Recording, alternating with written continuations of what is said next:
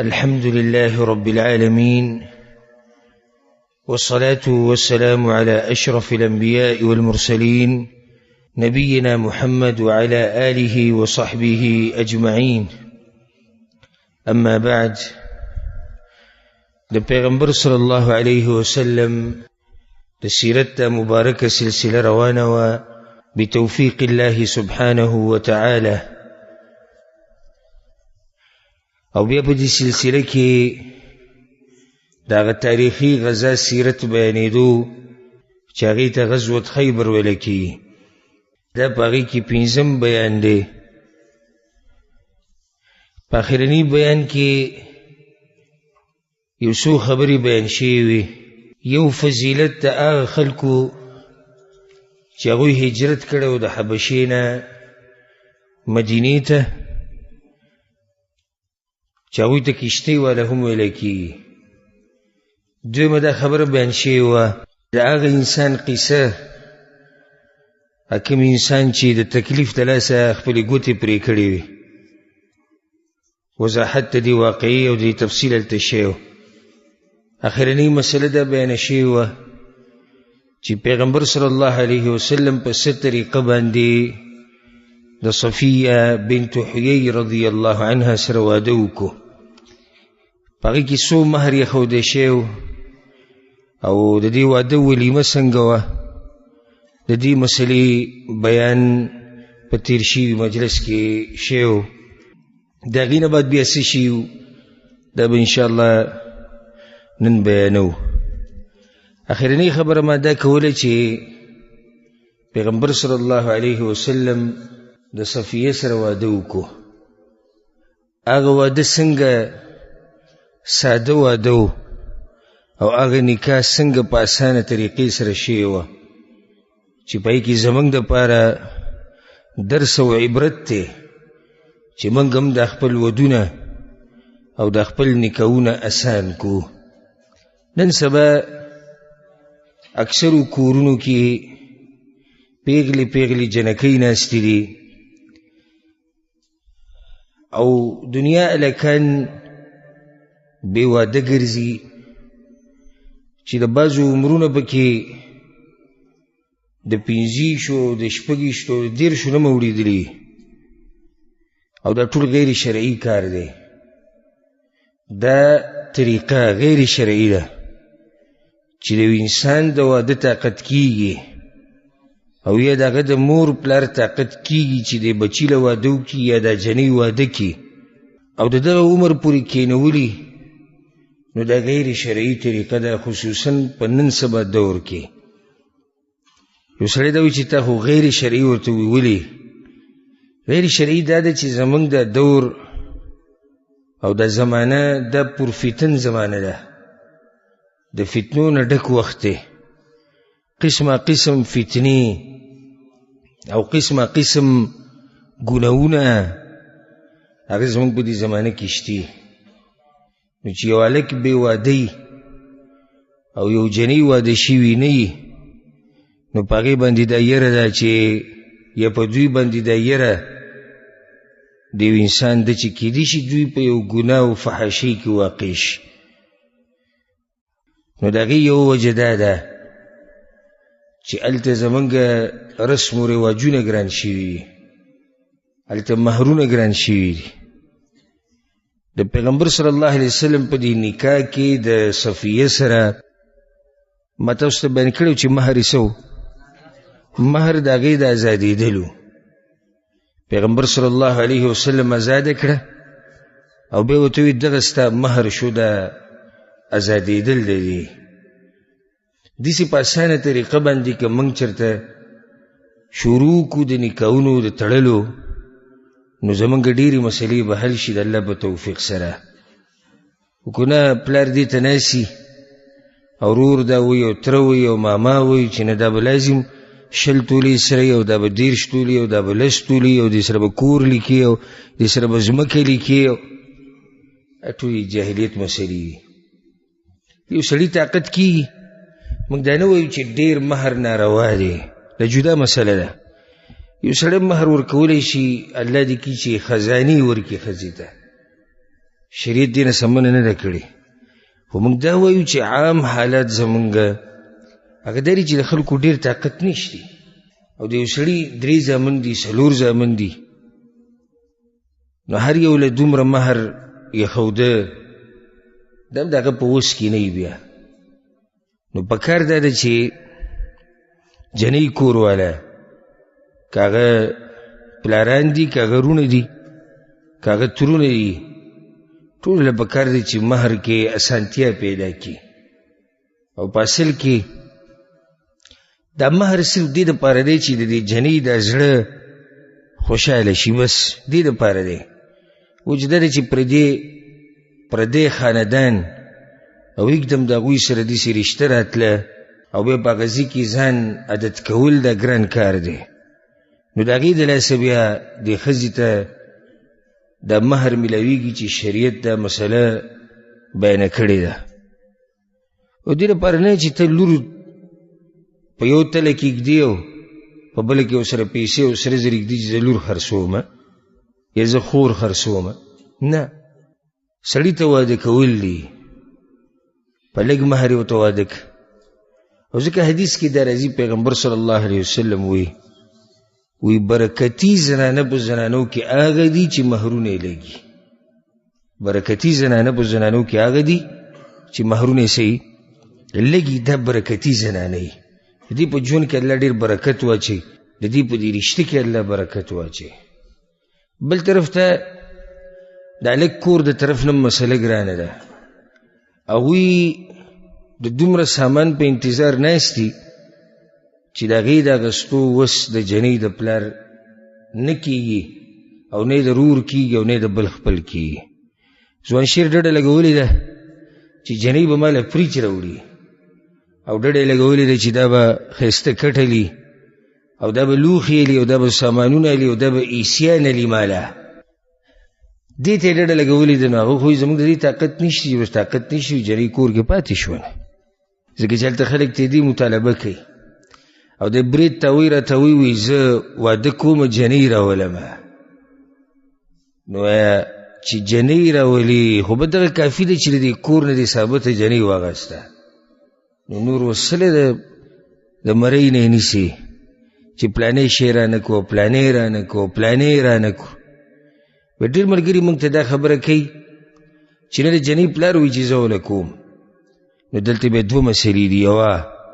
صحیح دی چې هغه په خپله مرضۍ کې دي کې څه ممانعت نشته، خو دویمه خبره هغه دا اهمه ده چې هغه دا خبره په دې رانیولې ده چې زه یې کومه ځکه چې ته پته دی چې زما دې لور ته بیا هر سړی دا خبره کوي او موږ په شرمونو وشرمېږو. د درنو خلکو د خوی او د اخلاق نه دي او په دې به زما نه خفه کېږئ نه. دا د درنو خلکو خوی نه دی، دا د دروند سړي اخلاق نه دی چې دې ښځې ته دا وایي چې تا د کور نه پتیله رانه وړه او تا چې دی موږ له سامان رانه وړو، تا د جامو وینځلو مشین رانه وړو. پته نشته که چاته دا د درنو خبرې ښکاري به خو ماته د درنو خلکو خبرې نه ښکاري. بس ته یې لورې دله درکړه، شکر وباسه د الله او بیا شکر ادا کړه د دغه خلکو چې انسان دومره لوی کو دومره خرچې پې وکړه او بیا یې تاله درکړه او بس دی. نو بیا دا قصه نه ختمېدونکې قصه ده. یو خو ده چې قصه په دې ختمه شو ته څه شوې خلاص شوې، زه شکر دې وایستو چې قصه ګرانه وه خو زه الله څه کړه ختمه کړه. نو نه ختمېدونکې قصه ده بیا دا چې بیا په اختر کې ځي ټول له به جوړې راوړي، دا چې بیا په غم خادۍ کې ځي پیټۍ به ډکې راوړي او دا به مرسۍ راوړي او دا به ککوړي راوړي او دا به پلانې شی راوړي پلانې. هسې لازمول خو د دې هلک په کور هم نه دي پکار، خو هسې عقل ته وایي چې هلک کور دې شي کولی. عقل خو دا وایي چې چا کولی ده د هلک کور کولی. لکه دا جنۍ اوس ځي د پلار کره وایي زه ځم پلار کره یو 2-3 شپې وکړم او ته یې سهی لاړ شه. دا جامې واله دا دي د پلار جوړه دا د مور د خور د زه ویسه. عقل دا وایي چې هلک کولی خو چې دا چې پوره جنۍ اخیستې ده د هغه کور نه نه نو جنۍ یې م راوستې ده نو بیا به ټول عمر له دا چاپیم کې او دا سامانونه به ولم لیږي او په دې کې به بیا یو سپک سړی او د دین نه ناخبره او یو جاهل انسان هغه به دا خبرې کوي جوړی راولېږله موږ پورې مذاق وکړو سپککاري وکړو داسې نه وه پکار او داسې پکار دا مته اوس لنډه د هغې معاشرې خبرې وکړه چې هغه زمونږ ده زم د دغه معاشرې نه یم او تاسو هم د دغه معاشرې نه یو ښه د رسمونه او رواجونه پیژنئ که نه ځانه مسې غلی کړی ده پیژنئ که نه پیژنئ دا ما چې څنګه ووایي داسې ده که نه ده دقه شان ده غریب سړی دی شپږ لوڼې دي غریب په دې غم کې چې دا اوس څنګه واده کوه حالانکې اسانه خبره خو دا ده چې لکه حاجي صاحب ته ولې خفه یې وایي پنځه شپږ لوڼې دي نو صحیح ده نو خو ته هلک له لور ورکوې په دې نه خوشحالېږي وي نه نه هغه سامانونه هم غواړي نو دې ټول له به یې سامانونه اخېسته او دا رسمونه او رواجونه او دا جومه ده او دا به ټول خاندان د هغوی دلته راځي او د دوی خاندان بیا پلاني تاریخ باندې ټول هلته ځي او بیا به هر یو له دا کوي او هغوی به دا کوي او دوی به داسې کوي مختصر قصه د هغې نه دومره ګټه جوړه کړه دا نکاح داسې هم کېدی شو څنګه چې پیغمبر صلی الله علیه وسلم کړې وه کېدی شو که نه شوه ساده ولیمه یې څنګه وکړه موږ بیان کړې وه ولیمه څنګه وه اوس ملګرو ته اعلان وکړو چا سره صحیح راوړي هغه ټولې ګډ وډ کړو او راځي بسم الله کې خوري ولیمه وشوه خبره ختمه شوه یو انسان د خپل وس مطابق به کار کوي او ځکه پښتو کې دا متل اگر که بدیزي کې پې عمل نه کوي پښتو کې دا متل د خپل صادر سره به خپې غځئ خو دیزي کې یو هم د خپل صادر سره خپې نه غځئ د هغې نه اوږده اوږده کارونه کوي د هغې نه غټ غټ کوي او د هر یو دا کوشش دی چې خلک مې صفت وکړي نو ستا به موږ صفت وکړو خو چې تا ځان په قرضو کې ډوب کو او تا ځان په ځان دې بوجونه راواړول او خلکو ستا صفت وکړو نو څه فایده شوه ځکه زما ټولو ته د دې مبارک منبر نه او د دې جومات نه او د دې مجلس نه دا پیغام دی ټولو ملګرو ته ورونو ته خویندو ته مشرانو کشرانو ته ټولو ته چې د الله بندګانو دا مسله اسانه کوي که جنۍ کور والی نو هم خبره اسانه کوي او که هلک کور والی نو هم خبره اسانه کوي د پیغمبر صلی الله علیه وسلم په طریقه که ما ورته غم خادي شروع کړه نو هېڅ پکې هم نشتي که زما او ستا غم خادي د چا په طریقه شي د پیغمبر صلی الله علیه وسلم په طریقه نو بیا پکې هېڅ هم نشتي هسې یو مثال در کوم خبر رانه اوږدېږي خو صرف په دې ختموم دا خو خادي وه غم د پیغمبر صلی الله علیه وسلم په زمانه کې د صحابه کرامو په زمانه کې یو سړی مړ شو اوس د تعزیت کول غواړي نو دا به څنګه کوو دا تعزیت که جومات کې ورسره میلاو شي به جومات کې به ورته ویروي الله یا پلانې تعزیت څه شو ختم شو په لاره روان دي بازار کې یو بل ته مخامخ شو لکه خبرې شوی استاد ورور مړ او مړ الله دې تعزیت وشو ختم شو بل ځای کې مخې له ورلو تعزیت وشو ختم شو زمونږ خو به دې نه ختمېږي که نه ختم شو به دې نه دا به 3 ورځې خاص دې دپاره کینی او دا به 3 ورځې دا خلک ټول را چلیږي خوا کې چې کوم ګاونډي دی دیوال په دیوال هغه به هم دلته نه ایسي او هغه به هم ډوډۍ دلته خوري او دیګونه به باندې کېږي او غټ پروګرام به وي د لرې نه داسې نه ښکاري چې غم دی د لرې نه څه ښکاري خادي ده دا مثلا ما ورته اسانولی شو هغه په دې طریقه باندې چې کوم ځای کې میلاو شوي تعزیت ورته وکړه لاس نیوه وکړه بس خبره ختمه که د لرې نه څوک میلمانه راغلي دي د لرې نه راغلي دي نو طریقه شریعت دا خو ولې ده چې کله جعفر رضی الله عنه شهید شو او دا به تاسو واورئ په دې سیرت کې نو پیغمبر صلی الله علیه وسلم خپلو بیبیانو ته وویل د جعفر د کور والا دپاره روټۍ تیاره کوي ځکه چې په هغوی غم راغلی دی نو که موږ ته داسې وکړو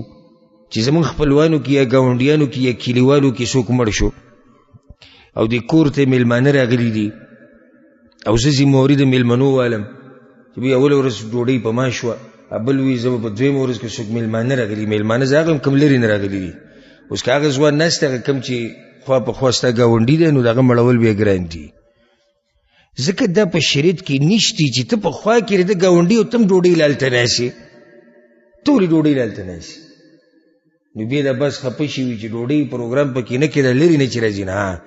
لرې نه چې راځي د هغوی دپاره موږ سره حل شتي هغه حل دا دی چې دا کوم چې د ده خپلوان دي دوی به د هغوی د ډوډۍ انتظام وکړي بندوبست به وکړي دا مړي کور والا به یې هم وخوري میلمانه چې کوم لرې نه راغلي د هغه به یې هم وخوري او ټول کلي هلته را جمع شوی دی ناست او دی د کوم ځای نه راغلي دي او د خوا کې دي سهار ماښام یې تعیني زمونږ غم دومره ګران شو چې کله په طریقه د پیغمبر صلی الله علیه وسلم نه نو که دا غمونه او دا خادیانی ما ته د پیغمبر په طریقه کړي هر څه به آسان شي، هر څه به آسان شي. بل دا ګیلې معنی او دا عدل بدل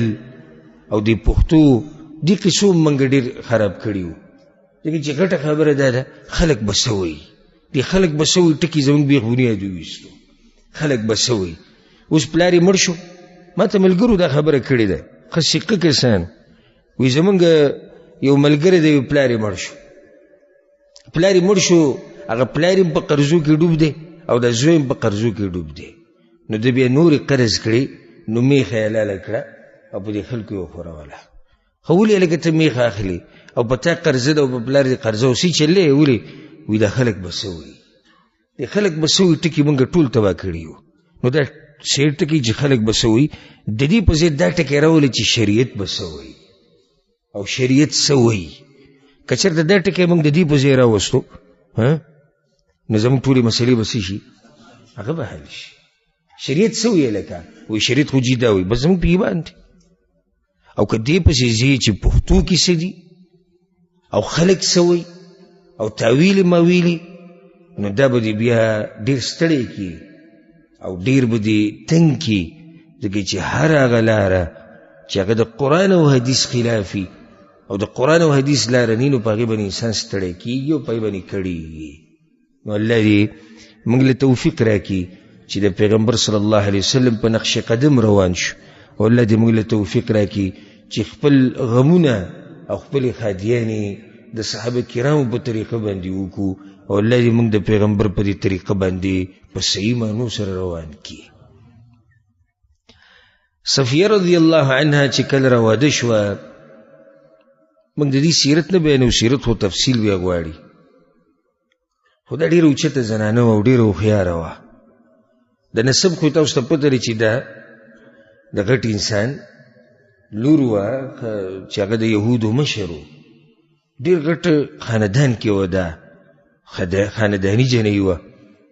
نسب یې اوچتو، خوی یې اوچتو، عقل یې ډېر اوچتو، ښایست ولم الله ورکړو او ډېره دینداره زنانه وه. د دې د لاسه به د پیغمبر صلی الله علیه وسلم دا نورې بیبیانې د دوی په زړونو کې به غیرت راتو چې کله به دا ولیده. او دا د زنانو طبیعت دی چې دا بني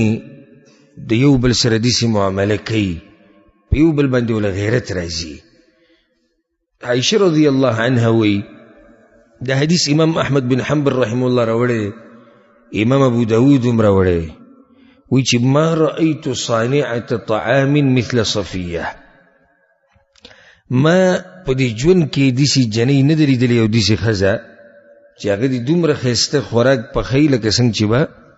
صفیه رضی الله عنها پخو. ډېر مزیدار خوراک به یې جوړو پخو به، او دا د ښځې کمالي اوچتې ښځې کې دا صفتي چې څه کوي، ډوډۍ ښه پخوي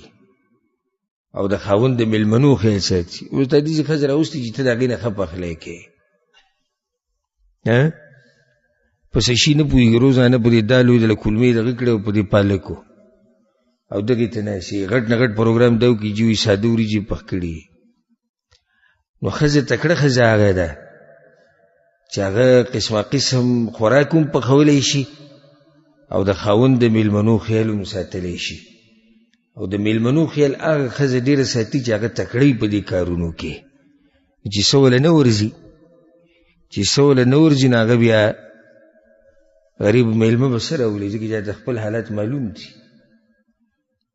هغه په زړه کې وایي چې ما چې د کور کې ونه خوړه نو مېلمه به یې څه وخوري. داسې خلک شتي، داسې خلک شتي چې هغوی د دې د لاسه مېلمانه کور ته نشي بوی، خبرې چې څه وله نه ورځي. او دا د مور پلار په دې کې غټ لاسي چې لور ته د تربیت ورکړي چې ته به د خاوند کور څنګه سنبالې او څنګه به یې ساتې، نو به یې خاوند هم خوشحالوي، خپلوان ته هم خوشحالوي، مېلمان هم خوشحالوي. نو صفیه رضی الله عنها کې یو اوچت صفت دا و چې هغې به ډېر ښایسته پخلی کو، چې هغه به د پیغمبر صلی الله علیه وسلم ډېر خوښ و. نو وایي چې یو پیر وی زه د پیغمبر صلی الله علیه وسلم سره ناسته وم او ورځ د عایشه رضی الله عنها وه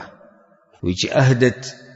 الى النبي صلی الله علیه وسلم اناء فيه طعام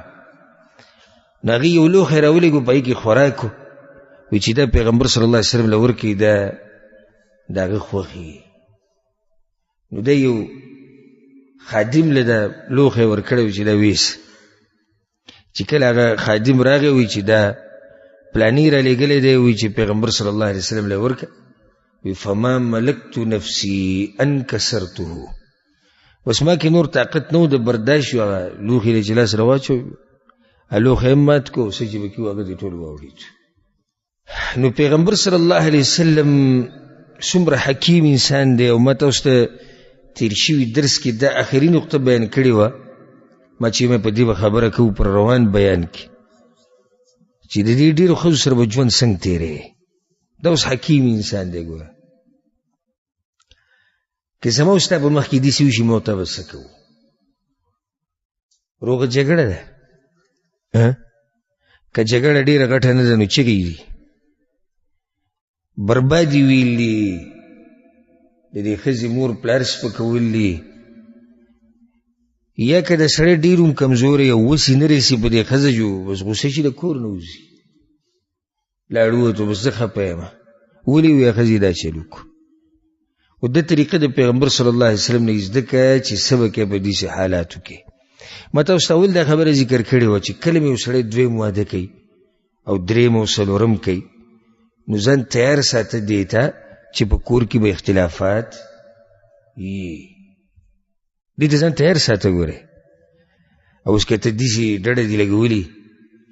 چې زه کوم دویم واده دریم څلورم خو چې جګړې مګړې پکې نه او څه پکې نه نو بیا صحیح سپا خبرو که چې اراده دې نشي دویم دریم واده ته هسې دې بانه جوړه کړې چې زه ناسم دغې ته کیدی نشي چې یو کور کې د دننه اختلافات نه وي دا اوس د نبوت کور دی دې کې هغه انسان اوسېږي چې په هغه باندې وحي راځي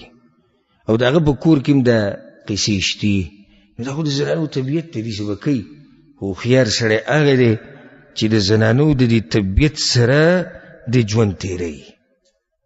او ښه برابر روان دی دا هوښیار انسان دی دا هوښیار نه دی چې یو یې وواله بله یې وواله سهار هغه مشره وي او د شپې کشره وي او بل بیا هغه درېیمه وي او بیا هغه څلورمه او ویل موږ بل شان خلک یو وي کړپ خودیو کې وي داسې طریقه نه شوه د ښځو د ساتلو چې ته په والو باندې ښځه ساتي حکمت نه به کار اخلي حکمت نه ځکه یو کس وي څلور ودونه کړي بیا بوډا شو او تاریخ دا قایم کو چې د څلور ونو سره یو ځای ژوند تېر کړی او ډېر ښکلی ژوند یې تېر کړی او دی پکې بوډا شو په هغه ځوانۍ کې کړي بیا د چا تپوس کوو چې دا څنګه ته دا ښځې داسې کنټرول کړې وي او څنګه دوی دا داسې ژوند تېر کړو په یو ځای کې هغه ورته وویې اوله کې خو ځوان هم د ځوانۍ په زور مې ټولې ساتلي بیا د هغې نه بعد چې د ځواني مې لږه کمزوري شوه نو د مال په زور مې ټولې ساتلي دي مال هم ډېر غټ لاسي ته یوې له هدیه راوړې بلې له راوړې بلې راوړې ټول خوشحالي کړي ښه نو بیا مال دې هم ختم شو ځواني هم لاړه مال هم ختم شو نو اوس مې په ښایسته اخلاقو راټینګې کړي دي د هر ځي او طریقه او د هر مقام خپله وینا وي اوس دا ګوره د پیغمبر صلی الله علیه وسلم په مخ کې د ځمکې په دې مخ چې کوم اوچت انسان دی هغه ناست دی او دې پلیټ مات کو او چې سیره لګېلي و هغه ته واوړېدو څه به کوې په دې موقف کې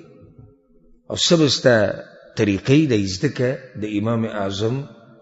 پیغمبر صلی الله علیه وسلم نه طریقه دا ده وی کله چې ما دا پلیټ مات کو فتبسم النبي صلی الله علیه وسلم پیغمبر صلی الله علیه وسلم مسکی شو او بیا هغه خادم ته وی چې زه واپس ځه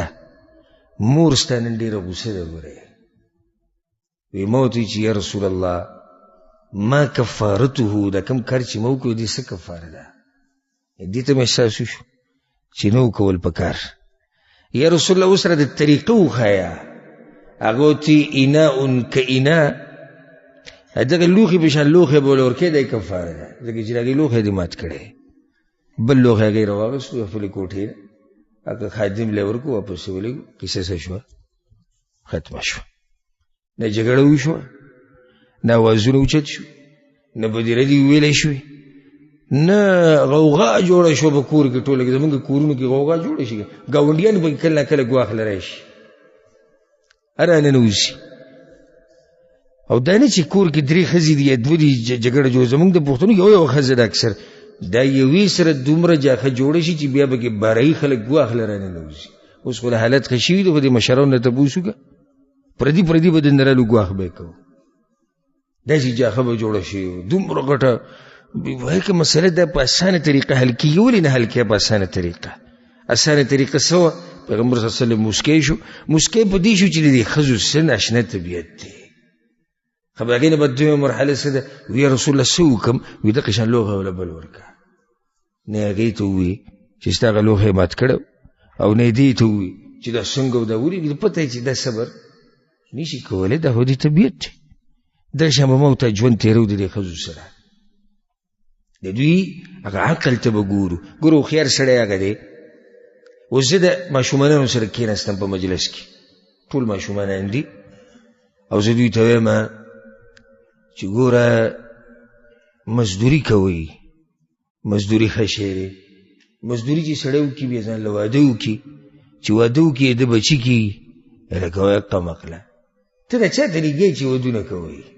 دا خو ماشومانان دي نو دوی سره به څه کې د دوی سره به دا خبره کې هر زویه ته سبق له ځي که نه ځي ته چې لوی شي ته به څه جوړېږي ستا څه شی خوښي په خوراک کې ګوره خلک داسې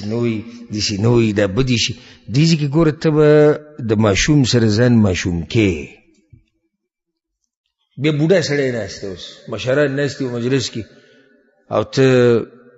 باس راوالی چې جي دا ورزش هم ښه شی دی او تاسو ورزش کوئ او که نه کوئ بوډاګان دي دا غریبانانو هډوکي ټول کمزوري شوي ته د ورزش خبرې کې دا د هغوی سره مناسب نه دی چې ته هغوی ته دا خبرې کې د هغوی سره د هغوی په شان که ځان مشران کومه موضوع خوښوي او سره شروع کړه دوی به ټول بیا ستا نه خوشحاله وي دغه شان چې د زنانو سره ژوند تېرې نو ځان به د هغوی هغه درجې ته راکوزې او دا به محسوسې چې دې څه احساسات دي بیا به د هغې مطابق ژوند تېرې لکه پیغمبر صلی الله علیه وسلم دا سیرت مونږ وایو تاسو به ځای په ځای اورېدلي که شاعران راشي د هغوی سره د هغوی د شان مطابق خبرې کوي که سرداران راشي د قوم مشران راشي د هغوی سره د هغوی شان مطابق خبرې کوي ځوانان چې به رالو د هغوی سره به د هغوی د شان مطابق کله به د ځوانانو سره دا مسله هم شروع کړه وایي واده دې کړی دی که نه یې دې کړی ځکه چې په دې خبرو باندې ځوانان خوشحالي ښه ماشوم سره به یې څه چل کوو د انس بن مالک رضی الله عنه غرور چې و او سره یو کوتره وه یا یو مرغۍ ورسره وه نو د هغه نه به یې تا تپوس کوو یا ابا عمیر ما فعل النغیر ابو عمیر هغه مرغۍ دې څنګه ده کوتره څنګه ده په څه حالاتو کې نو دا څومره اوچت انسان دی او د ماشوم نه د کوترې تپوس کوي ته پته ده چې د ده سره دا خبرې څه دي دا مناسب دي نو زما ټولو ته دا نصیحت دی که د چا یوه ښځه ده دوه دي درې دي څلور دي هر څومره چې دي خو ځان په داسې درجه کې که چې ته د دې زنانه په هغه احساسات او په شعور باندې پوه شې چې کله پوه شوې بیا به ته صبر کې او بیا به ته د هغې سره ګزاره کې او هغه به تا سره ګزاره کوي نو پیغمبر صلی الله علیه وسلم هغې ته دا طریقه وښوه بله یو ناشنا واقعه امام احمد بن حنبل رحمه الله دا واقعه راوړې ده انس بن مالک رضی الله عنه وی صفیه ته دا خبره ورسېده یو ورځ چې حفصه دا خبره کوي حفصه رضی الله عنها دا هم د پیغمبر صلی الله علیه وسلم بیبي ده او د چا لور ده عمر بن خطاب رضی الله عنه لور ده اوس اوچته زنانه ده خو ما تاسو ته دا وایي چې زنانو کې دا یو طبیعت دی دا وایي دې صفیه ته دا خبره ورسېده چې حفصه وایي چې قالت ابنة یهودي دا خو د یهودي لور ده پلار یې څه پلار یهودي و که خیال هم کړی دی زنانه اکثر یو بل له د پیغورونه ورکوي ستا پلار داسې و ارور دې داسې و نو دې دا پیغور ورکړو چې دا د چا لور ده دا د یهودي لور ده فبکت په ژړا شو دا خبر باقی خوونه لگی دا غریبی جړل. پیغمبر صلی الله علیه وسلم راغی او دی جړل. هغه ته ما شأنو کې ولې جاړي؟ اوس ګوره بله مسله کور کې راله. زه به تاسو یو ورځ انشاءالله په دې باندې خاص بیان کوم چې د پیغمبر صلی الله علیه وسلم په کور کې چې کوم مشکلات راغلي دي هغه څنګه حل کړي دي. یو مسله خو هغه حل کړه، اوس د بله مسله راله. پیغمبر صلی الله علیه وسلم چې کور ته راغی هی جړل. ولې جاړي؟ وقالت لي حفصة إني ابنة يهودي. حفصه وی چې د يهودي لور ده. پیغمبر صلی الله علیه وسلم ته وی سبحان الله غلطه ویلې ده. انك ابنة نبي تخد پیغمبر لوري، وان عمك نبي استتر پیغمبرو،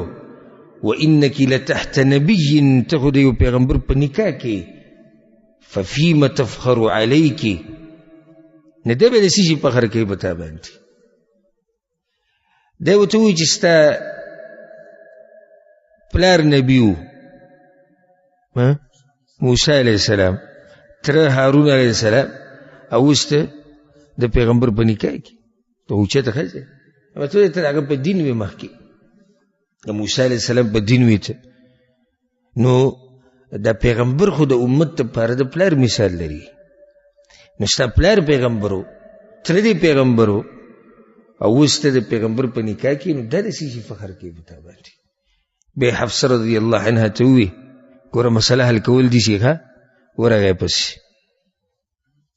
او دا که موږ ته داسې ووایي یوه ښځه راشي وجاړي وي چې ما ته ووایي چې ستا پلار څه یو ستاسو خاندان کمزوره دی او تاسو داسې او تاسو داسې، موږ هم ورځو. موږ چې ورځو سره د سوباړي ورځو. څنګه ته دا خبره کړې؟ هی پلانې یو داسې دغه ځای به جوړ شي. نه پیغمبر صلی الله علیه وسلم ورغی حفصې ته وی حفصې، هغه وی نعم یا رسول الله، وی اتق الله یا حفصه، د الله نه ویرېږه، د الله نه ویرېږه، دا خبرې بیا ونه کړي. بس مسله څه شوه؟ ختمه شوه. ډېرې غټه نه کړه، اوږده یې نه کړه. پیغمبر صلی الله علیه وسلم ته پته دی چې حفصې کې ویلم دي دا د زنانو هغه غیرت ته چې په وکې راځي. هغه خبرې پریم نه ښوده چې زه ویلي دي خیر دی، نه نصیحت یې ورته وکړو د الله نه، د الله نه ویرېږه، دا خبرې مناسب نه دي، بیا مه کوه. مشکل غټ مشکل حل شو.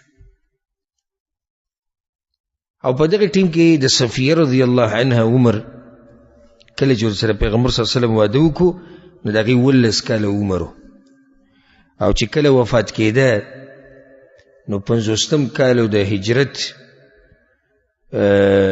د معاویه رضی الله عنه خلافتو په هغه وخت کې دا وفات شوی و. بیا مدینه کې چې کومه مشهوره مقبره ده البقیه،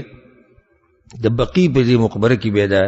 خښه کړی شوې ده رضی الله عنها. یو بل واقعه را پېښه شوې وه د خیبر په دې غزا کې. پیغمبر صلی الله علیه وسلم چې کله خیبر فتح کو او فارغ شو د خیبر نه، یو زنانه و یهودی، د هغې نوم زینب بنت الحارث. دا د سلام ابن مشکم ښځه وه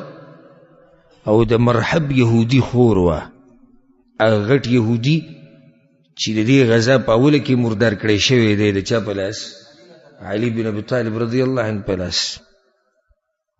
دا د هغه مرحب خور وه او د سلام ابن مشکم ښځه وه. نو دی یو چیلې یا یو بیزه د دې د غوښې ورته کړه د پیغمبر صلی الله علیه وسلم دپاره او په هغې کې ورته زهر واچول. او دا تپوس یې وکړو چې ای عضو من الشاة احب الى محمد صلی الله علیه وسلم. د پیغمبر صلی الله علیه وسلم د دې چیلي په اندامونو کې کوم اندام ډېر خوښوي؟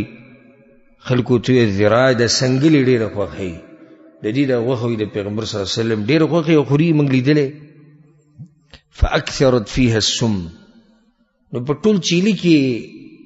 زهر واچول، خو دغه اندام کې زهر څه کړو؟ ښه ډېر کړو. وی پیغمبر صلی الله علیه وسلم راوړو چې یا رسول الله دا ستاسو دپاره هدیه ده. کله چې پیغمبر صلی الله علیه وسلم دا غوښه خپلې مخې ته کېښوده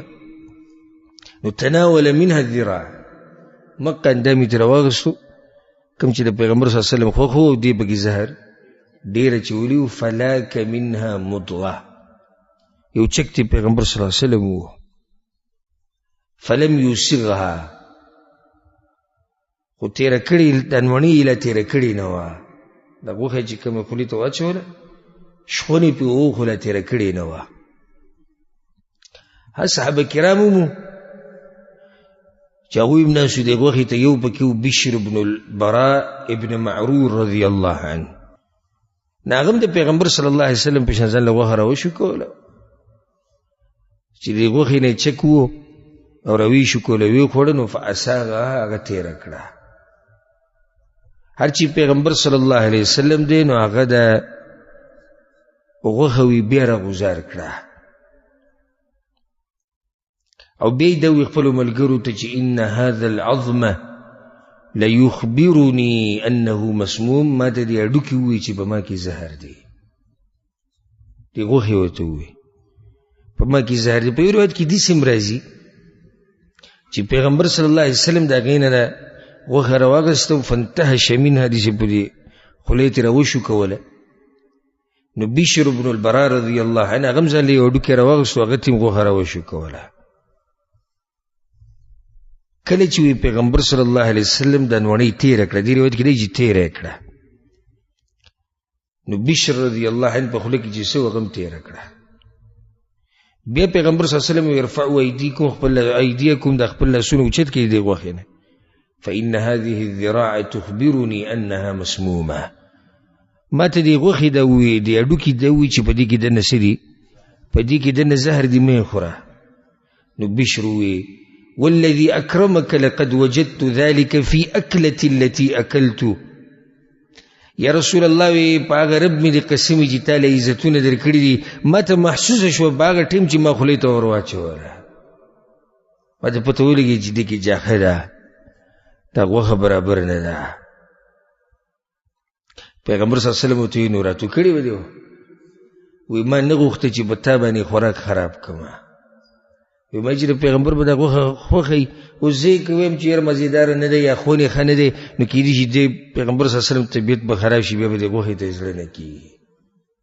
نو دې د لاسه ما څه ونه وي نو یې کله چې تاسو تېره کړه اوس بیا ما هم تېره کړه دا یو واقعه راغلې وه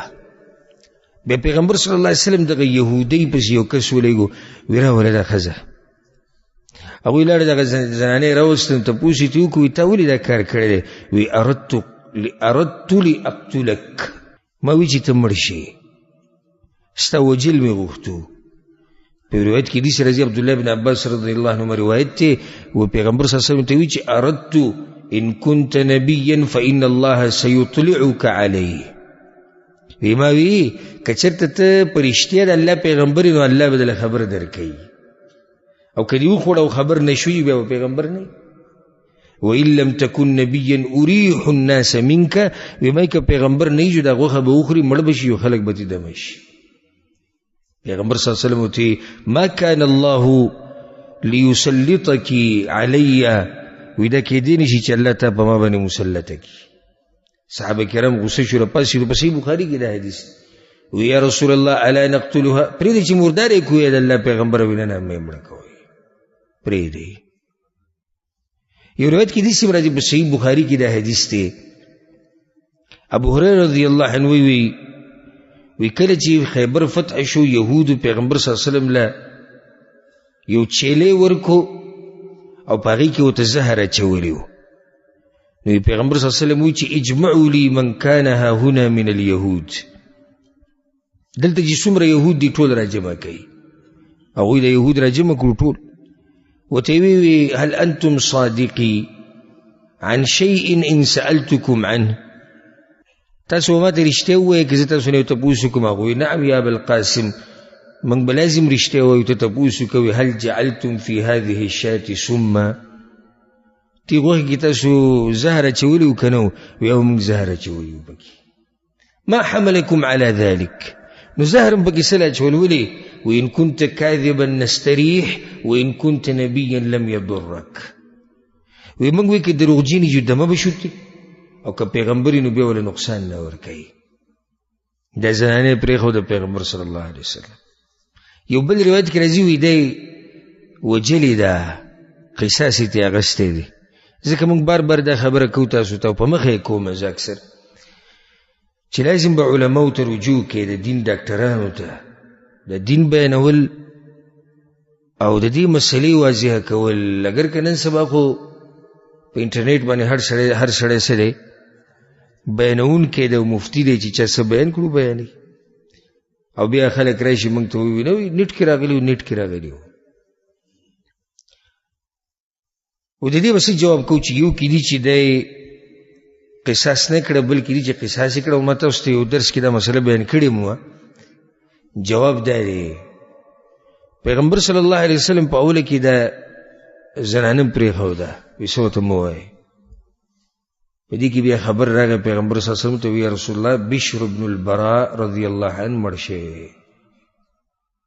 هغې د هغه زهرو د لاسه مړ شو. ما تاسو ته وکړم چې دغه یو صحابي و چې د غوښه تېره کړې وه نو هغه بشر رضی الله عنه چې کله وفات شو نو پیغمبر صلی الله علیه وسلم امر وکړو هغه جنۍ ښځه راولئ راوسته نو پیغمبر صلی الله علیه وسلم چې د بشر بدل واغستو نو مړه یې کړه قصاص یې ته واغستو. نو په اوله کې پرېښودو. دا دلیل په دې دی چې پیغمبر صلی الله علیه وسلم به د خپل ځان دپاره بدل نه اغستو. ځکه عایشه رضی الله عنها وی پیغمبر صلی الله علیه وسلم به د خپل ذات دپاره او د خپل ځان دپاره به چا نه بدل نه اغستو. چا چې به ورته سم وي صبر به یې کو خو د الله د دین دپاره به بدل اغستو د الله دپاره به بدل اغستو. او موږ نن سبا د خپل ځان غم دی را سره. یو سړی که زمونږ په مخ کې په قرآن پورې خاندي په حدیث پورې خاندي پیغمبر پورې خاندي په دیندارو پورې خاندي موږ څه نه وایو زه خیر دی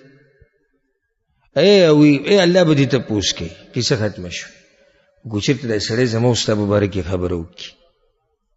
چې دی داسې دی دی داسې دی د خاندان داسې دی د مور پلار داسې دی بیا به ورته معاف کوو نه معاف کوو.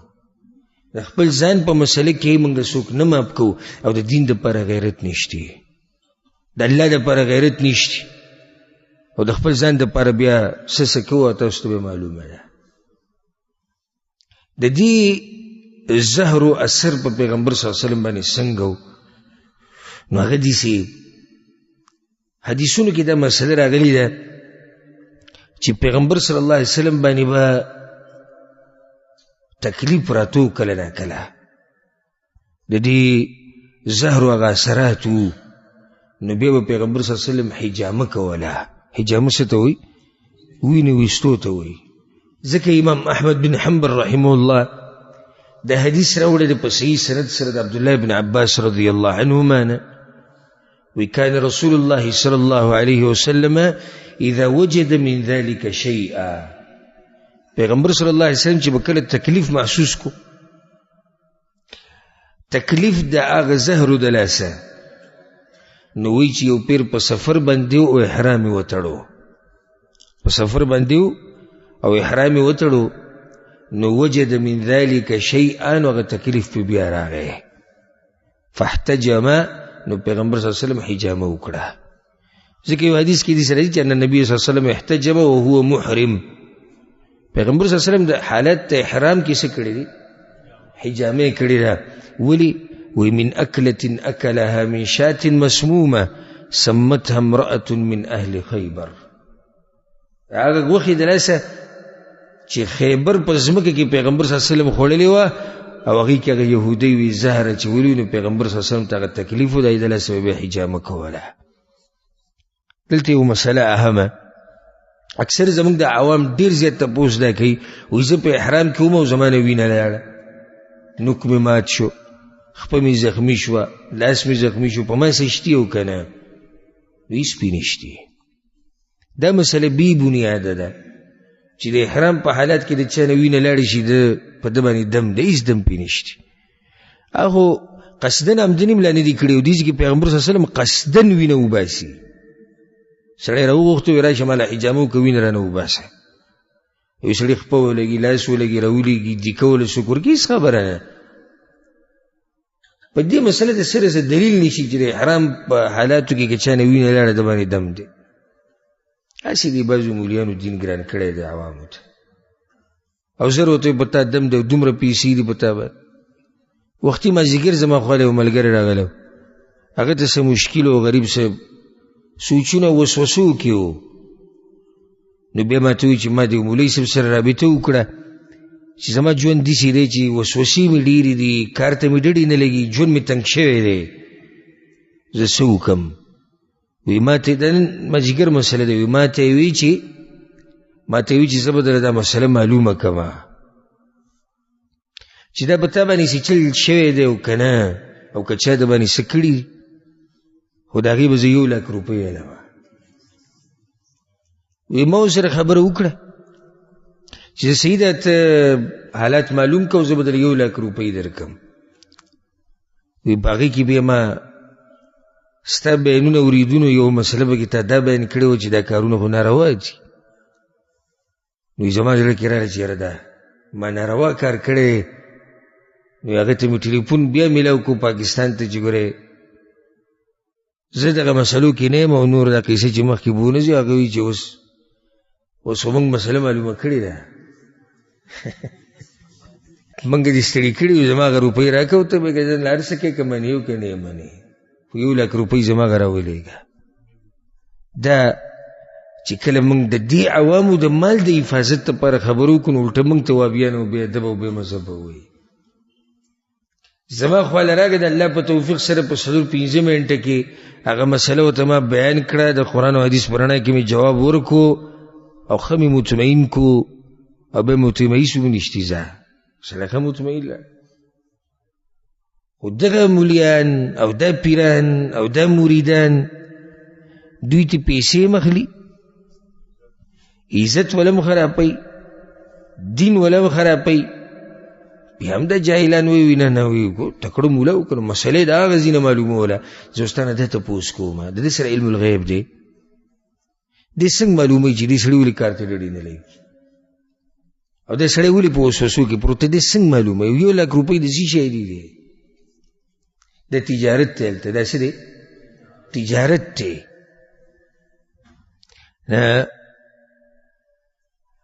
ابل ورځ پرون ابل ورځ دا ملګری ما ته اکثر زما د بیانونه چې اکثر څوک اوري نو ته پته دی چې دی په دې کوډو منتر و په دې پیرانو میرانو باندې او په دوی باندې ردونه کوي نو د ځان نه ماته نوي ویډیوګانې رالیږي چې لکه دې ته پته وي چې داسې مشتي نو یو ملګري راته یو ویډیو راولېږله ما ته وایي شیخ صاحب دا وګوره دا به کې وایي نوې قیسه ده ما کولاو کړه ومې کته نو د بابا صاحب نوم دی منظرې بابا پیژنې تاسو منظرې هغه ستاسو علاقه کې دی منظرې بابا دی دا دی نو هغه وروره دلته یو کس تللی دی او منظرې بابا هغه انټرویو یې چې دا څه قیسه ده نو یو کس پکې ناستی و چې وایي زما 80 کاله عمر دی 80 کاله وایي زما عمر دی او زه بس د ځوانۍ نه د منظرې بابا خوا کې پروت او وایي چې څوک دلته څه وغواړي الله وله ورکوي چې دلته څوک څه مراد راوړي وایي چې هغه پوره کړي نو هغه ورته ویې اکس ډېر تکړه سړی و چې دا قسمه تپوسونه دې کوله والله دې داسې خلک زموږ په ملک کې ښه ډېر کړي هغه ورته دا ویې نو تا به ورته هم دلته به دې یو سوال کړی وی چې حج له تللی وی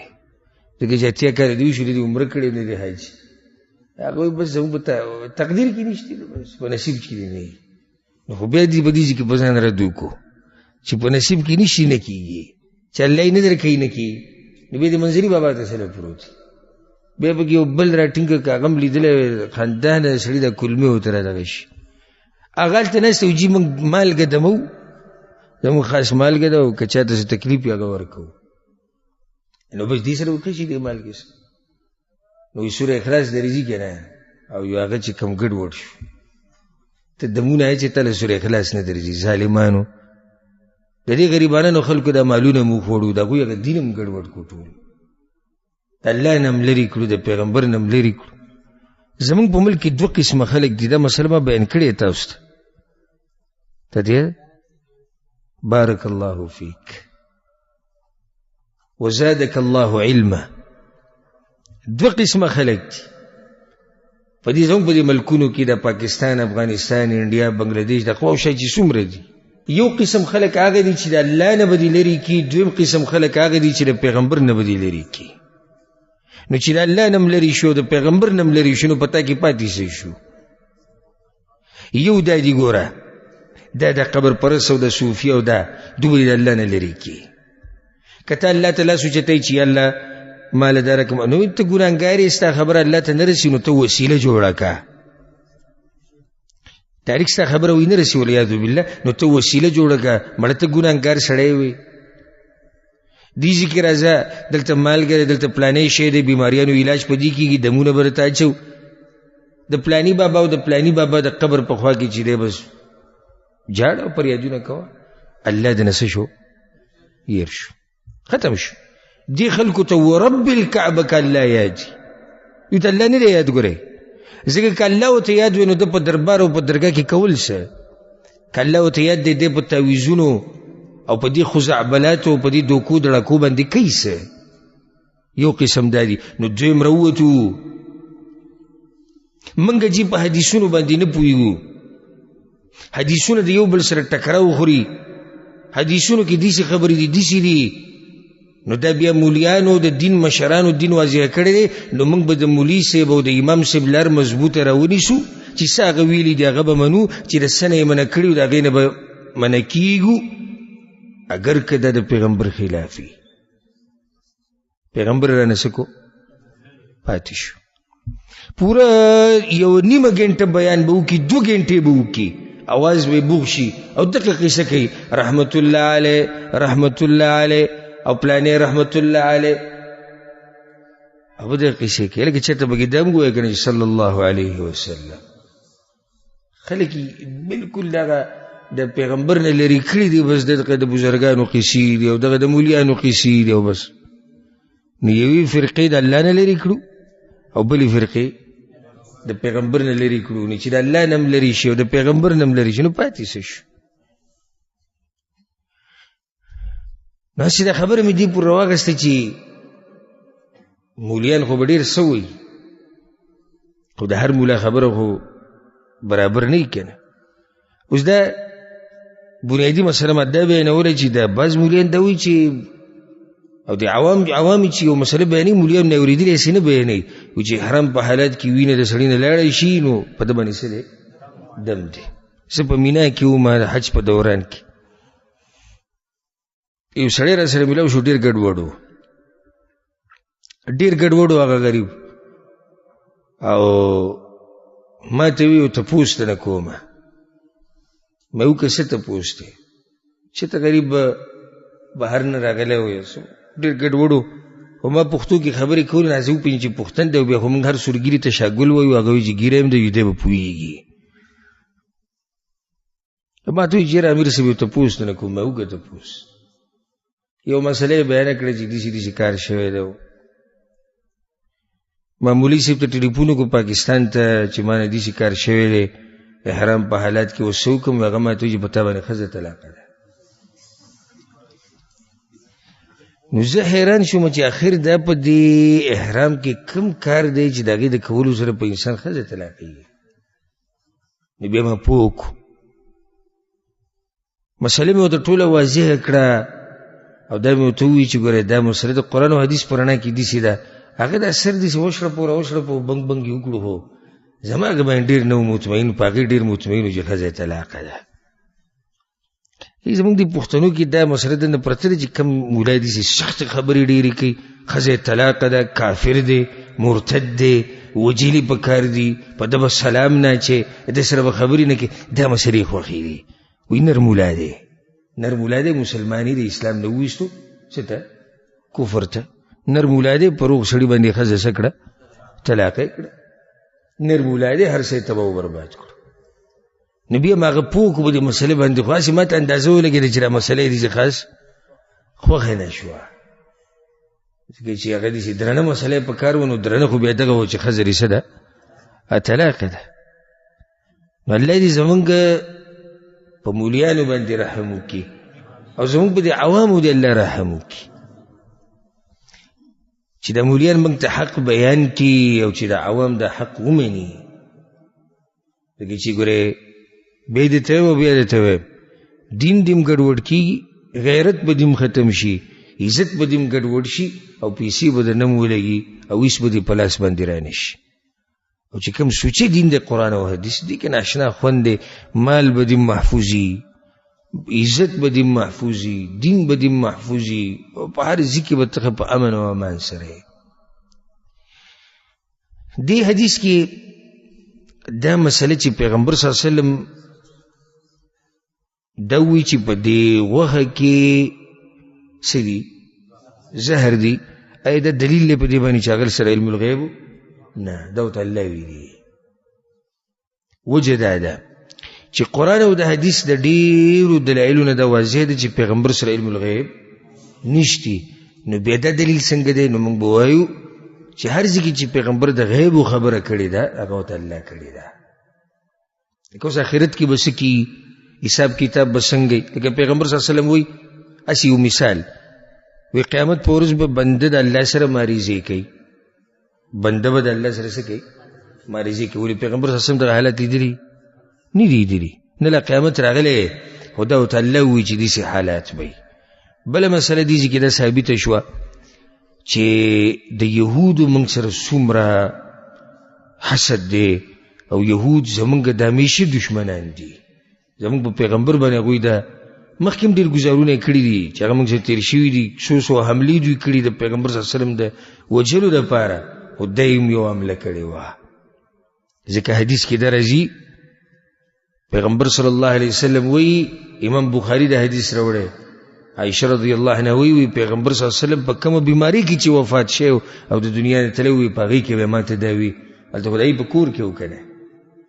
پیغمبر صلی الله علیه وسلم د وفات په وخت کې چا په کور کې؟ د عائشه رضی الله عنها په کور کې، او د هغې په غېږ کې سر پروت. وی ما ته به دا وي چې یا عائشه، ای عائشې، ما ازال اجد الم الطعام الذي اكلت بخیبر. هغه درله ته اوس هم محسوسي هغه زهر چې مال را کړي په خیبر کې. فهذا اوان وجدت انقطاع ابهري من ذلك السم. وی دا رګونه مې سم وشتي دغه زهر د لاسه. ابهر دا یو رګ ته ویل کېږي، او په اصل کې دا رګ کي په ملا کې، او د ملا نه زړه ته راغلی، او دا دومره اهم رګ دی د انسان په بدن کې چې دی کله پرې شي نو ژوند ورسره ختمیږي. دا په رګ کې د رګ نه زړه ته راغلی، په ملا کې او د ملا نه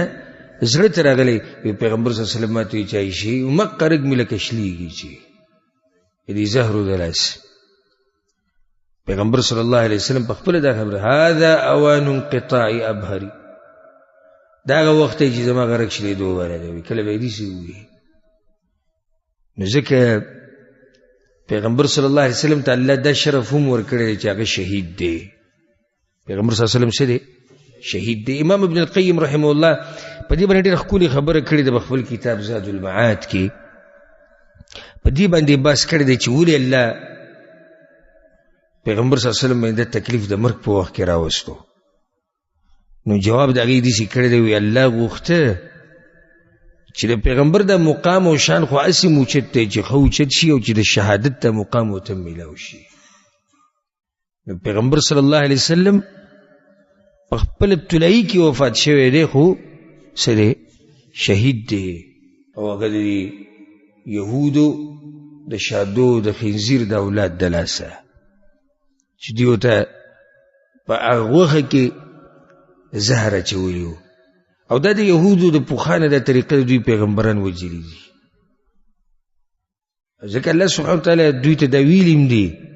دوی وی منګه سوره بقره کې دا دي چې منګه ایمان صرف په تورات راوړو بل کتاب نه منو. دا ځان به داسې جدا جدا حسابو، موږ صرف کم کتاب منو؟ منګه جو صرف تورات منو بل نه منو. الله وی قل فلم تقتلون انبیاء الله. پیغمبر ته پوښتنه کوي پیغمبران بیا ولې وجنې؟ ولې په دې تورات کې دا راغلي چې پیغمبران وجنې شي؟ څنګه ناشنا ردی پیو چې نم تورات منلې دی او نم قرآن منلې دی. یو تاسو نه دی منلې، که تاسو تورات منلې وې تاسو به پیغمبران وجنې؟ نو دا د دوی د تور تاریخ دی، د ظلمونو او د دوکو ډړکو نه ډک تاریخ. اوس ګوره ما تاسو ته وایي چې خیبر کې د پیغمبر صلی الله علیه وسلم معاهده وشوله چا سره؟ یهودو سره صلح شوې ده چې په خیبر کې به اوسېږي او څه به کوئ؟ نیمه به زمونږ وي، نیمه به ستاسو وي. په دې لوز شوی دی که نه؟ دا به انشاءالله تاسو زه بیان کړم پر روان درس کې چې دوی دا لوز هم مات کړی او په دې کې هم غدر او خیانت کړی. د یهودو تاریخ دا د غدر او د خیانت نه ډک تاریخ دی. پیغمبر صلی الله علیه وسلم چې کله د دې غزا نه فارغ شو، سوال دلته دا راځي چې دې کې څو مسلمانان شهیدان شوي دي او څو پکې یهودیان مردار شوي دي. نو راجح خبره دا ده چې څه د پاسه 10 کسان د مؤمنانو نه شهیدان شوي دي. تفصیل بعض علما داسې ذکر کوي، وایي 4 د قریشو نه، اوس یې شماروي 4 د قریشو نه دي، 1 د اشجع قبیلې نه، 1 د اسلم قبیلې نه، او 1 د خیبر اوسېدونکی و الاسود الراعي، او 11 کسان په انصارو کې وو. څو شو؟ 18. وي دا څه د پاسه 10 عرب وایي که نه 14 رجلا.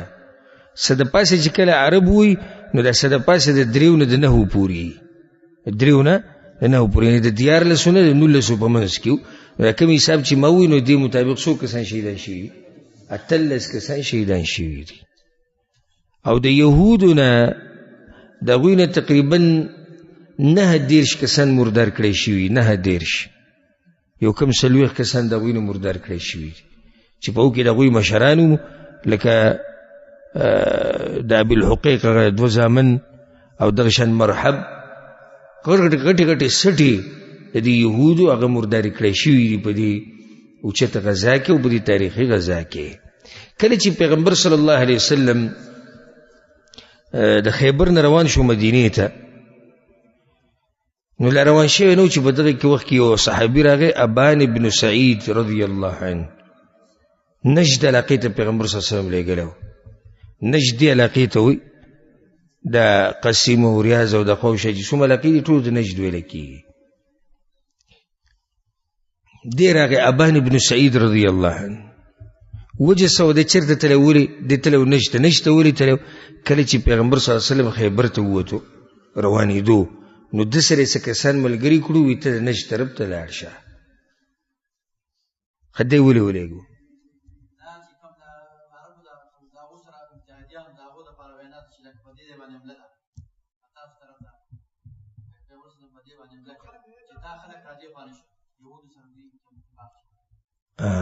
بارک الله فیک. بله وجه تاسو یې لکه څوک دی دلته؟ دغه دواړه جوابونه دي. پیغمبر صلی الله علیه وسلم دا صحابي دی څو کسانو سره ولېږو چې تاسو لاړ شئ د نجد علاقه، دلته د بانډچیان او د عرب او د کوم قومونه چې اوسېږي په دوی هسې یو دبدبه ور واچوئ چې موږ ورې ویښ یو او حالات زموږ په نظر کې دي، نو چې څوک په مدینه باندې را نه شي. او په خپل ځان فارغه کړو د څه دپاره؟ د خیبر دپاره. نو په دغه ورځو کې چې کله پیغمبر صلی الله علیه وسلم د خیبر نه څنګه فارغه شو، لا راغلی نو ابان بن سعید رضی الله عنه هغه پیغمبر صلی الله علیه وسلم پسې راورسېدو. یهود د فدک علاقې کله چې پیغمبر صلی الله علیه وسلم د خیبر نه فارغه شو، یو صحابي ولېږو، د هغه نوم دی محیصه ابن مسعود رضی الله عنه، او څه کسان یې ورسره ولېږل چې تاسو لاړ شئ په دغه یهودو پسې چې دوی فدک علاقه کې اوسېږي، دا هم دغه خیبر سره نږدې ده،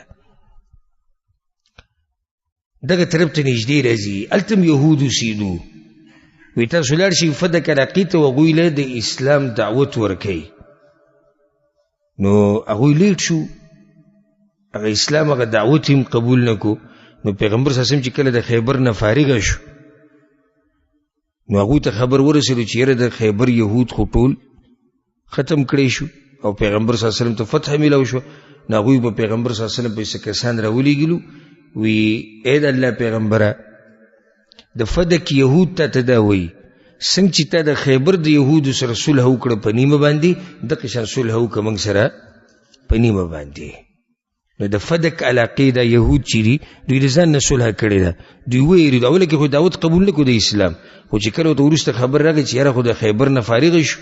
او خیبر علاقه فتح کړه، نو بیا به خپله ویرېدو، وایي نیمه به زمونږ وي نیمه به ستاسو وي. په دې باندې ورسره پیغمبر صلی الله علیه وسلم صلح وکړه. او د فدک بیا د فدک دا ځمکه د خالص د پیغمبر صلی الله علیه وسلم دپاره وه. ولې خالص د پیغمبر د سره پې جنګ نه دی شوی، نه دې کې څه مسلمان ستړی شوی دی، نه چا اس غلولی نه چا اوښ زغلولی. نو پیغمبر صلی الله علیه وسلم بیا دې نه خرچه کوله. بنو هاشم خاندان چې کوم دی د هغوی په کشرانو به یې خرچه کوله، د چا به واده نه و هغه له به یې واده کو، کوم چې غریبانان وو په هغو به یې خرچه کوله. الغرض دا چې فدک دا ځمکه د خاص بیا چا دپاره وه؟ دا د پیغمبر صلی الله علیه وسلم دپاره وه. او دې سره بیا څه شي او څه نه و شوي، دا به انشاءالله بیا به روانو درسونو کې بیانو. په دې باندې به اکتفا وکړو، ځکه چې دې نه بعد بیا د وادي القرى دا یو علاقه وه چې پیغمبر صلی الله علیه وسلم هغه طرف ته تللی او هلته هم یهود اوسېدو. هلته څه شي